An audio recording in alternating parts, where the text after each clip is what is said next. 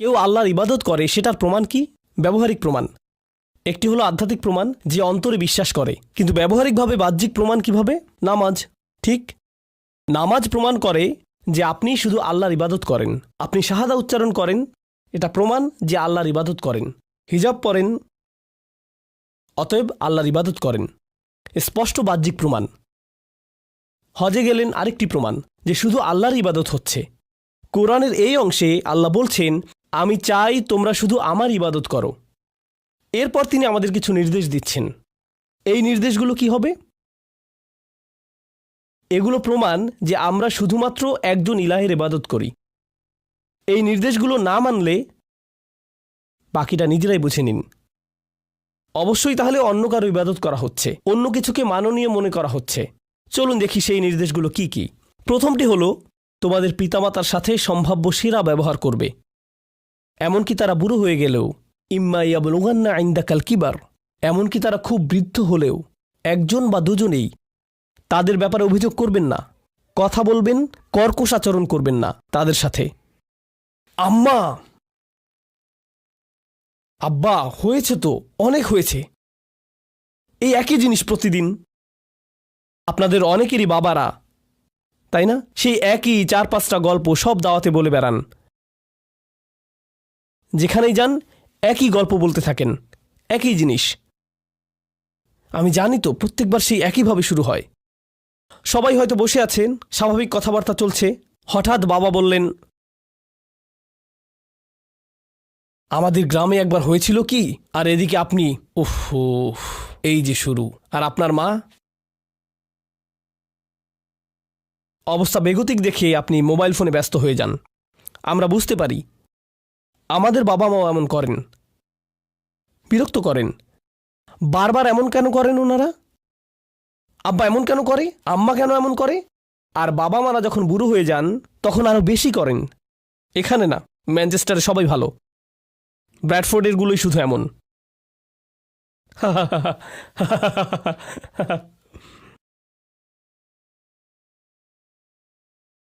তো এই যে এই বাবা মায়েরা, তারা অনেক বদরাগী হয়ে যান, খুব সহজেই রেগে যান, কোনো কারণ ছাড়াই দেখা যায় চিৎকার চেঁচামেচি শুরু করে দেন, খুব একগুঁয়ে হয়ে পড়েন, কিছুই শুনতে চান না, আমি যা বলবো তাই। সন্তানের ভেতর অপরাধ বোধ তৈরি করতে সিদ্ধহস্ত হয়ে পড়েন। এমন বয়সে, একটা বয়সে বাবা মায়েদের অবস্থা আসলেই এমন হয়ে যায়। এরপর আপনারা যান টিকটকে সাহায্য খুঁজতে, সেখানে যেয়ে জানতে পারেন আপনার প্যারেন্টসরা আসলে টক্সিক, নার্সিসিস্ট, পারমাণবিক, তেজস্ক্রিয়, তাই না? ইন্নালিল্লাহ, দেখি তো নার্সিসিস্ট লোকের নিদর্শন কি কি। বাবাজান, বাবাজান, বাবাজান, বাবাজান। টক্সিক মানুষের নিদর্শন দেখি তো এবার। আমার পুরো 14 গোষ্ঠী টক্সিক।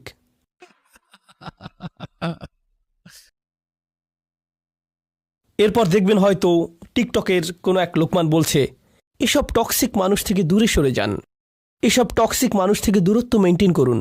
আপনি এসব শুনে একদম প্রস্তুত, আমি রেডি। এরপর আপনি বাসায় এসে মাকে বলছেন, আম্মা শুনুন, আমি দূরত্ব মেনটেন করছি। আচ্ছা, দূরত্ব, এদিকে আয়, তোকে দূরত্ব বোঝাচ্ছি আমি। এরপর আপনি দেখা যাবে ইমাম সাহেবকে খুঁজে বেড়াচ্ছেন, মুফতি মেংকে ইনবক্সে জানাচ্ছেন, উপায় খুঁজছেন। উস্তাদ নোমান, একটা প্রশ্ন, আমার পরিবার খুবই টক্সিক, খুবই জ্বালায় আমাকে, আমি কি করব?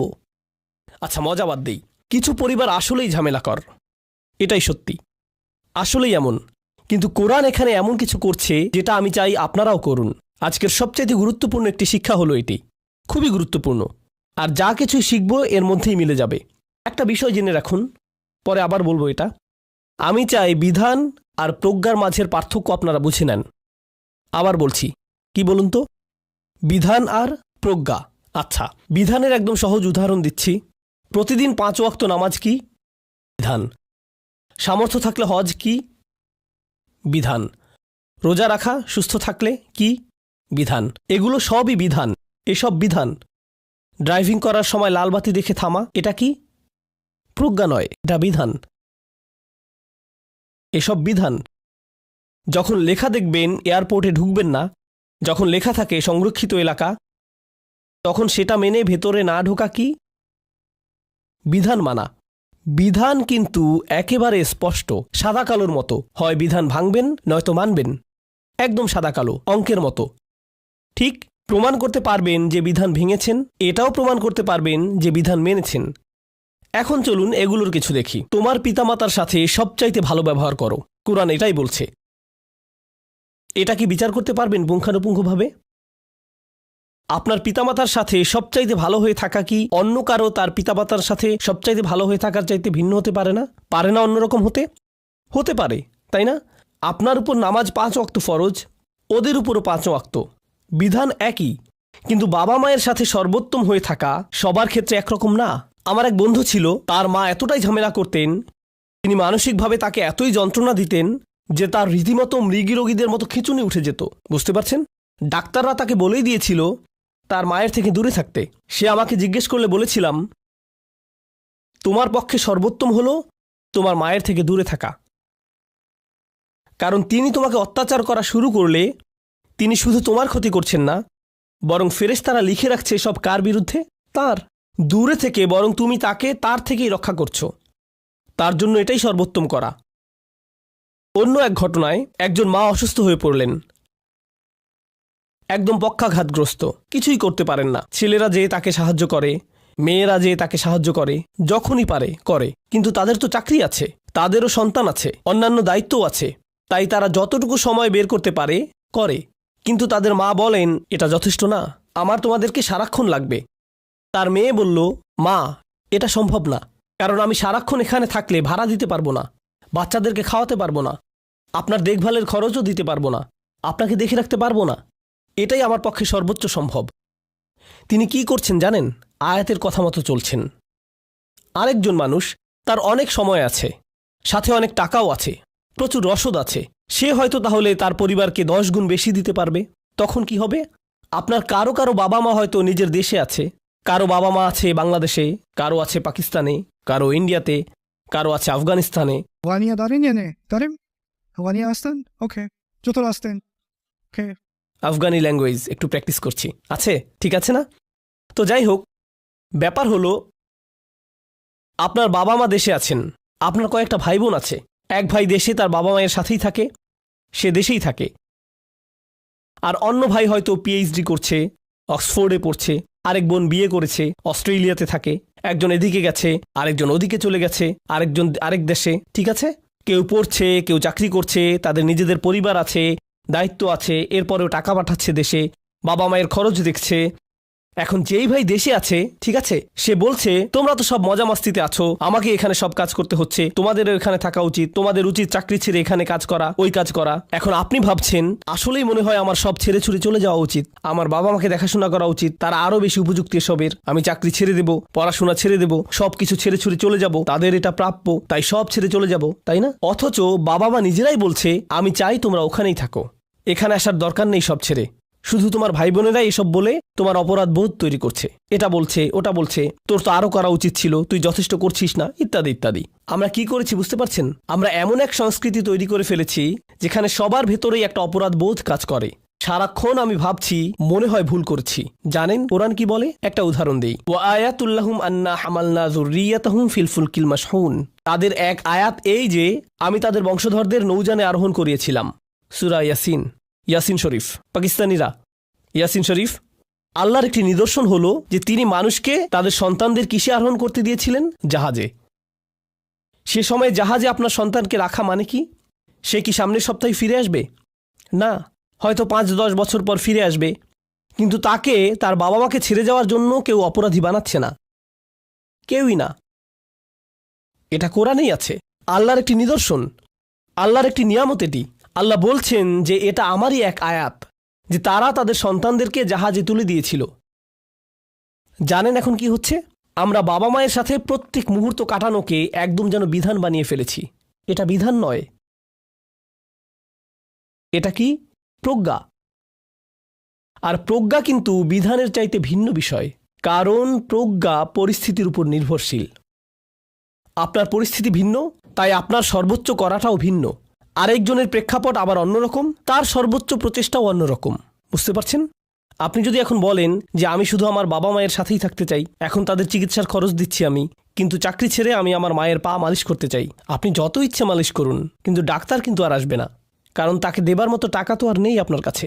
এখন এখন মনে সুখে পা মালিশ করুন, যান। না না, ইসলাম তো এটাই চায় না। আপনার মৌলিক জ্ঞান বুদ্ধিই নেই, বুঝতে পারলেন?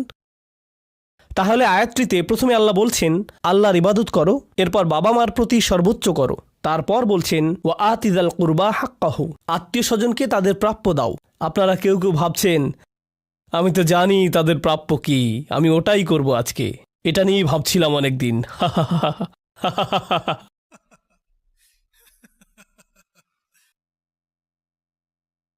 অল মিসকিন অবনুস সাবিল, আর যারা নিজেদের সাহায্য করতে পারে না তাদেরকে দাও, যারা মুসাফির তাদেরকে তাদের প্রাপ্য দাও।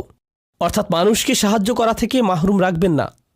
শুধু অপছন্দ করেন বলে কাউকে সাহায্য করা থেকে বিরত থাকবেন না। আসলে অপরিচিতদের সাথে পরিচিতদের তুলনায় খাতির করা, তাদের পছন্দ করা বেশি সোজা। এতিমখানায় কুরবানির গোশত দেয়া, গ্রামে কূপ বসানো অনেক সহজ, তবে নিজের জাকাতের টাকার একটুখানি নিজের দূরের আত্মীয়কে দেয়াটা অনেক কঠিন, কারণ তাদেরকে সহ্যই হয় না, অনেক ঝামেলা। আল্লাহ সেসব আত্মীয়দের নিয়েই শুরু করেছেন। এরপর আরও বলছেন ওয়ালা তুবাযযির তাবযীরা, আর টাকা অপচয় করো না। এমন মনে করো না যে নিজের অনেক টাকা আছে, যেখানে ইচ্ছে যেভাবে ইচ্ছা নষ্ট করতে পারি। ইন্নাল মুবাযযিরিনা কানু ইখওয়ানা শায়াতিন। এরপর আবার বলছেন আর একদম কৃপণও হয়ে যেও না। অর্থাৎ আপনি দোকানে গেলেন, এখন বাচ্চারা বলল যে ব্রেড লাগবে, কিন্তু আপনি বলছেন এত ব্রেডের দরকার নেই, এত ব্রেডের দরকার নেই, একটা ব্রেড নাও, সেটাকে 4 ভাগ করে খাও, সেটাই যথেষ্ট, তোমাদেরকে ওজন কমাতে হবে। তাহলে এটা একটা বাড়াবাড়ি। অন্য বাড়াবাড়িটা কি? যে ইচ্ছা মতো খরচ করবেন। এরপর আল্লাহ বলছেন ইন্না রব্বাকা ইয়াবসুতুর রিজকা লিমান ইয়াশাউ ওয়া ইয়াকদিরু। কি অসাধারণ হিকমা! প্রথমে আল্লাহ বলছেন হার কিপটে হবে না, এরপর বলছেন অপব্যয়ও হবে না, এরপর তিনি বলছেন আল্লাহ এই রিজিক নিয়ন্ত্রণ করেন, কখনো তিনি বেশি দেন, কখনো তিনি কম দেন। সেটা কেন? কি সম্পর্ক এখানে? মানে আপনি যদি কিপটে হন, আপনি ভাবছেন এভাবে কিপটামি করে আপনি কি ধরে রাখতে পারবেন? বেশি টাকা ধরে রাখতে পারবেন। আল্লাহ বলছেন আপনি যদি ভাবেনও যে অনেক টাকা ধরে রাখছেন, আল্লাহ চাইলেই সেটা নিয়ে যেতে পারেন। এভাবে আপনি নিজের রিজিক বাড়াচ্ছেন না, বরং আল্লাহই বাড়াচ্ছেন। আর আপনি যদি শুধু খরচ করেন, করতেই থাকেন, ভাবেন যে আরে আমার তো আছেই, অনেক আছে, তাহলে আল্লাহ চাইলে সেটা কমিয়ে দিতে পারেন। কিন্তু তিনি যা ইচ্ছা বৃদ্ধি করেন, যা ইচ্ছা কমান। ভাববেন না যে আপনি এসব করছেন, বরং খরচ করার ক্ষেত্রে ভারসাম্য রাখুন। এখন এই যে টাকার হিসেব, এটা কি বিধান না হিকমা? হ্যাঁ, বুঝতে পারছেন তাহলে আপনারা। বিধানকে পরিমাপ করা যায়, কিন্তু প্রজ্ঞা হলো পরিস্থিতির উপর নির্ভরশীল। এখানে আল্লাহ তাহলে আমাদের আসলে শেখাচ্ছেন যে মানবজাতি নিজেরাই বিভিন্ন পরিস্থিতিতে প্রজ্ঞা কিভাবে প্রয়োগ করতে হয় সেটা বুঝে নিতে পারে। এই যে এই আয়াতের অর্থ আমার কাছে যা হবে, মানে পিতামাতার সাথে সর্বোত্তম থাকা, আত্মীয়দের সাথে টাকার হিসেব ইত্যাদি, আমার কাছে এগুলোর অর্থ যেমন হবে, আপনার কাছে একই জিনিসের অর্থ ভিন্ন রকম হতে পারে। আয়াতগুলো একই, কিন্তু প্রত্যেকের পরিস্থিতির ভিন্নতার কারণে সেগুলোর প্রয়োগ, বুঝ ভিন্ন ভিন্ন হতেই পারে। আপনি সরাসরি এই আয়াতগুলো ব্যবহার করে বলতে পারেন না যে আমি এমনটাই করি। অনেকেই এমন করে, জানেন? এই যে এই আয়াতটি, আলহামদুলিল্লাহ আমি এটাই মেনে চলি। কি অমায়িক! দুনিয়া সবাইকে সে এটা বলে বেড়ায়। আপনার উচিত এই আয়াতের উপর আমল করা, ঠিক আমার মতো করেই, কারণ আমি হিকমা খুঁজে পেয়েছি। বাকি সবার উচিত আমার হিকমা অনুযায়ী চলা। না, এমনটা হয় না কখনো। সবার ব্যাপার ভিন্ন। এখন আল্লাহ বলছেন ওয়া আইফুল কাইলা ইযা কিলতুম ওয়াজিনু বিল কিসতাসিল মুস্তাকিম, আর মেপে দেওয়ার সময় পূর্ণ মাপে দাও এবং ওজন করো সঠিক দাঁড়িপাল্লায়। এখানে কি বলা হচ্ছে? তৎকালীন সময়ে এখানে বলা হচ্ছে যারা তখন ছাল, কলা, নারকেল ইত্যাদি বিক্রি করত, তখন তারা ওজন করত দাঁড়িপাল্লা দিয়ে। ওই যে এক পাশে বাটখারা দেয় আর অন্য পাশে পণ্য, চেনেন? অর্থাৎ একদম সঠিকভাবে ওজন করুন, মূল্যের ঠিক সমপরিমাণ, কম বেশি নয়। এখন আপনি এভাবে ভাবতে পারেন যে যাক বাবা, আমি তো মুদির দোকানদার না, আমি প্রোগ্রামার বা অ্যাকাউন্টেন্ট, আলহামদুলিল্লাহ আমাকে এসব মাপ ওজন করতে হবে না। করতে হবে। বুদ্ধ, আপনার সাথে যদি কোনো কাজের চুক্তি হয় কারো সাথে, কোনো নির্দিষ্ট মূল্যের, নির্দিষ্ট সময়ের, তবে সেটা নিয়ে মিথ্যা বলবেন না, চুরি করবেন না, ঠকাবেন না। এটা কিন্তু আবার সেই ভিন্ন ভিন্ন পরিস্থিতির বিষয় আসছে। আপনাকে নিজেই বুঝে নিতে হবে আপনার সাপেক্ষে এটা কিভাবে প্রযোজ্য হবে। ঠিক আছে? আচ্ছা বলুন তো, এরকম সময়ে সবচাইতে সঠিক কাজ কি হবে সেটা বোঝার সবচাইতে যোগ্য ব্যক্তিকে আপনি নিজেই। আল্লাহ আপনাকে সেই পরিস্থিতিতে ফেলেছেন, আপনাকে উত্তর বের করার যোগ্যতা দিয়েছেন, আপনাকে যোগ্যতা দিয়েছেন তিনি খুঁজে আবিষ্কার করে হিকমতের সব মূলনীতির উপর চলার। এরপর আল্লাহ বলছেন, দারিদ্রতার ভয়ে নিজ সন্তানদেরকে হত্যা করো না। এখানে গর্ভপাতের কথা বলা হচ্ছে। এখন এর মধ্যখানে কিন্তু আসলে একটা বিধানও আছে, তাই না? যে তাদেরকে খাওয়াতে পড়াতে পারবে না এই ভয়ে নিজের সন্তানদেরকে হত্যা করো না। এরপর আল্লাহ বলছেন, ব্যভিচার করো না, এমনকি এর কাছেও যেও না, জিনার কাছেও যেও না। এখন জিনা করো না এটা কিন্তু একটা বিধান, জিনা করো না, লা তাজিনু, এটা বিধান। কিন্তু জিনার কাছেও যেও না, এটা কি? হিকমা। কারণ হলো কাছে যাওয়া, অর্থাৎ জিনার কাছে যাওয়া কেউ গেলে ধরতে পারবেন না। কারণ দেখুন, কেউ যদি নিজের চোখের পর্দা করতে না পারে, একটুখানি কথা বলে, অথবা ধরুন একটুখানি দেখা করলো, কথা বলল, এরপর বলল শুধু কফি শপেই তো দেখা করেছি, এমন কিছু ধাপে ধাপে এগুচ্ছে, তাই না? এসব ধাপের মধ্যে আপনি বলতে পারবেন না যে এখানেই থামো, এখান থেকে হারাম শুরু হচ্ছে। আরে না না, কিছুই করছি না, শুধু ইমেইল লিখছি একটা, বুঝছেন না কেন? শুধু একটা স্মাইলি, শুধু একটা স্মাইলি ফেস। এজন্য আল্লাহ আমাদের বোঝাচ্ছেন এর কাছেও যেও না। এরপর সর্বশেষ আর অল্প কিছু, হত্যার প্রতিশোধ। কিছু জিনিস বাদ দিয়েছি, যেমন ধরুন নির্দোষ ব্যক্তি হত্যা করো না, এটাও কিছু দেখুন। বিধান আর হিকমা একত্রে মিলেছে, তাই না? আমরা এখন থেকে দেখব যে বিধান আর হিকমা কিভাবে একে অন্যের সাথে আষ্টে পৃষ্ঠে মিলে যায়। এরপর বলছেন এতিমের দেখভাল। ঠিক আছে, খেয়াল রেখো যেন তুমি এতিমের সম্পদ ভক্ষণ করে না ফেলো। কারণ যখন কোনো কিশোরের পিতামাতা মারা যান আর সম্পদ রেখে যান, তখন তাদের কিন্তু এখনও এসব সম্পদের দেখাশোনা করার মতো পরিপক্কতা আসেনি, এখনও বয়স হয়নি তাদের। সেটা সেই সন্তানেরই টাকা, তারা প্রাপ্তবয়স্ক হলে সেই টাকা তাদের দিয়ে দিতে হবে। এরপর আছে ব্যবসায়িক নৈতিকতা, জ্ঞান ছাড়াই অনুসরণ করা। ওয়ালা তামশি ফিল আরদি মারহা, পৃথিবীতে দম্ভ ভরে পা ফেলো না। এটা কিভাবে বুঝবেন? আল্লাহ বলছেন, ইন্নাকা লান তাখরিকাল আরদ, পা ফেলে পৃথিবীতে ফাটল সৃষ্টি করতে পারবে না তুমি। তোমার এত ক্ষমতা হয়নি যে পৃথিবীর বুকে ফাটল বানিয়ে ফেলবে। এখন চলুন এক মুহূর্ত এটা নিয়ে ভাবি। কেউ অহংকার নিয়ে হাঁটছে, এটা কি আপনি দেখে বুঝতে পারবেন? পারলে আপনার মধ্যেই সমস্যা আছে। আপনি কখনোই বলতে পারবেন না কার মধ্যে অহংকার আছে কি না। শুধুমাত্র কে বলতে পারবে? শুধু আল্লাহ নন, আল্লাহ তো অবশ্যই, হ্যাঁ সে নিজেই। নিজেই আপনি হেসে হেসে বিনয়ী ভাব নিয়ে হেঁটে যাচ্ছেন, কিন্তু মিথ্যা বিনয়, অথচ মানুষদের দেখাতে চাচ্ছেন যে আপনার মধ্যে কত বিনয়। এটা কি এক প্রকার অহংকার না? হ্যাঁ, এটাই এক ধরনের অহংকার। হ্যাঁ, গরিব ফকির আপনি বলছেন না কথাটা, বরং আপনি তাদের বলছেন আসসালামু আলাইকুম রহমতুল্লাহ, ভাই কেমন আছেন? আলহামদুলিল্লাহ। কিন্তু আপনার মনের ভেতর আপনি ভাবছেন হ্যাঁ নোয়াখাইল্লা। এসবই আপনার মাথার ভেতর ঘুরছে।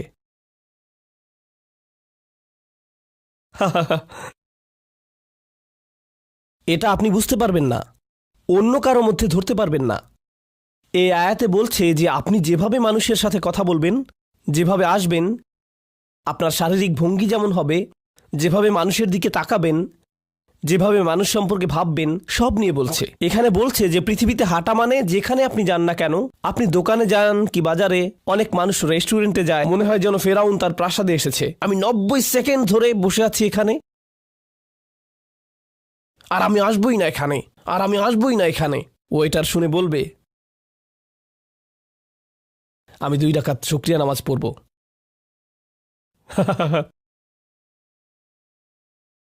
এই সবগুলো আয়াত খেয়াল করুন, প্রথমটা ছিল আল্লাহকে নিয়ে, তাই না?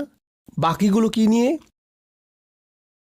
বাকিগুলো পিতামাতা, আত্মীয় স্বজন, মুসাফির, খরচ, কৃপণতা, অপচয়, ভ্রূণ হত্যা না করা, জিনা থেকে দূরে থাকা, হত্যা করা, এতিমের দেখভাল, ব্যবসায়িক নৈতিকতা, জ্ঞান ছাড়া কিছু করা, অহংকার সহ না চলা। এসবগুলো কিসের সাথে সম্পর্কিত? এগুলো সব মানুষের সাথে সম্পর্কিত, কিভাবে তাদের সাথে চলছেন।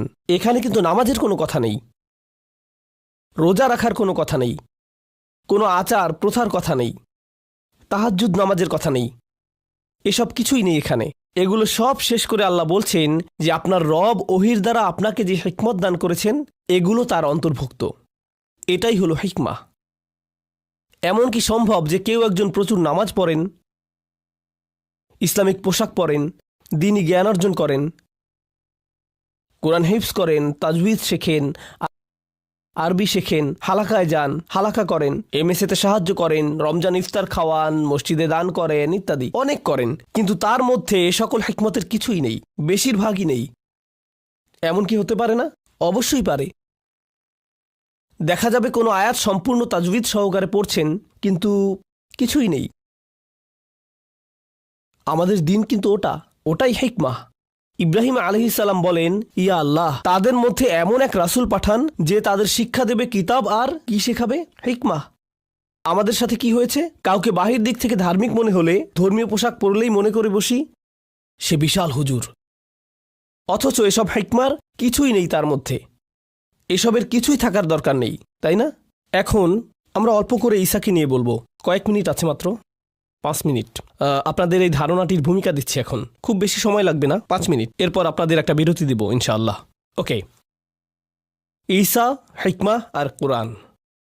আপনারা জানেন যে ইসরায়েলিদের তাওরাত দেয়া হয়েছিল, বনি ইসরায়েলকে তাওরাত দেয়া হয়েছিল। কোন নবীর মাধ্যমে তারা তাওরাত পেয়েছিল? মুসা। তাহলে কিতাবের দৃষ্টিকোণ থেকে ইসরায়েলিদের প্রথম রাসূল হলেন মুসা, আর ইসরায়েলিদের শেষ নবী হলেন ঈসা। এখানে আমি আপনাদের যা জানাতে চাচ্ছি তা হলো, কোরআন মূলত বলছে যে মুসাকে দেয়া হয়েছে কিতাব। মুসাকে কি দেয়া হয়েছে? কিতাব বা বিধান। আর ঈসাকে, অর্থাৎ সর্বশেষে নবী ঈসাকে দেয়া হয়েছে,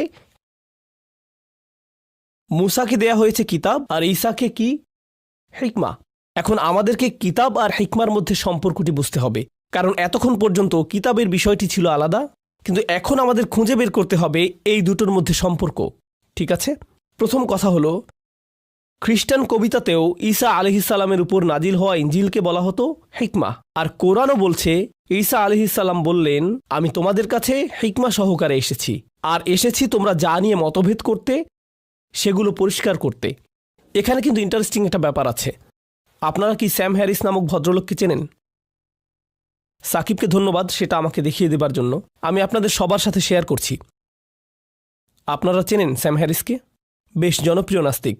এই ভদ্রলোক সৃষ্টিকর্তার বিশ্বাস করা নিয়ে অনেক কথাবার্তা বলে, যে এর কোনো মানে নেই ইত্যাদি ইত্যাদি। তো সে একবার উইলিয়াম লেইন ক্রেইগের সাথে বিতর্ক করছিল।